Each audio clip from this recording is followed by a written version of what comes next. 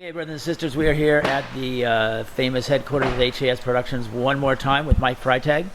And Mike already showed us some pretty high-end stuff that he was playing with on this Behringer X32, but we're going to go kind of through the control surface and what it's got and everything else. So, Mike, why don't you take it away? All right, great. So what we have here is I'm just going to go through a bit of the input parameters here and how quick it is to get around on this little thing.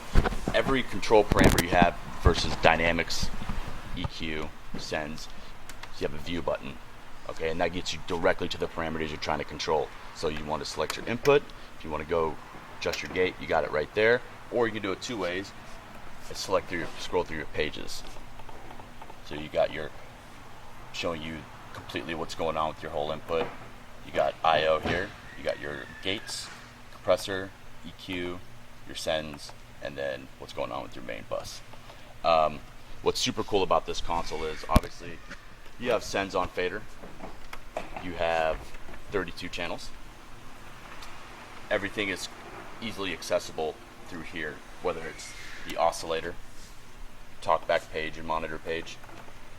So that means if you're doing things on the fly, which sometimes people forget how to do these days, being with cards and stuff, is everything's quickly selectable here. This is my favorite part about this console, is these view buttons here. And then also the routing page is also really sweet, as you have multitude of options of what you want to do. Okay, you have AES50AB, your card slots. You got your P16. This is the personal mixer that they released. You have 16 outs there.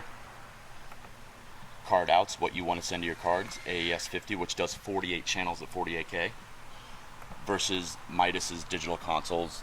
When they run at 96, Midas only likes to use 24 channels out of the 32 possible on the bandwidth. When they're doing 96? When they're doing 96. But Behringer, since it runs inherently at 48K, you have 48 channels, and you can mix and match any channels you want to send or receive via the AES50.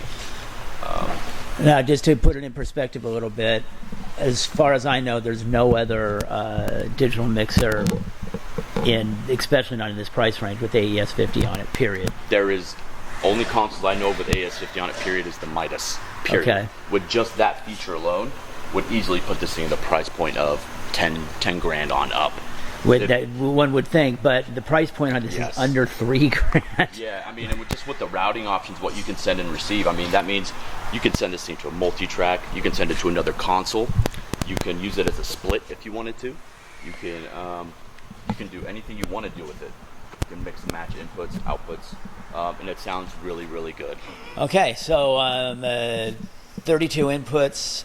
How many outputs? 16 outputs. Analog outputs. Analog outputs, plus your AES50, plus your personal monitor outputs. So plus it has one channel, one AES EBU output. AES EBU as well. Yeah. So tons of I/O, super easy to get around. That's kind of the beginning. We'll obviously go back to this at some point. We'll show you. We'll get deeper into the EQ and deeper into the dynamics and the effects and everything. Show you how all this works. But that's a taste to start with. So over and out.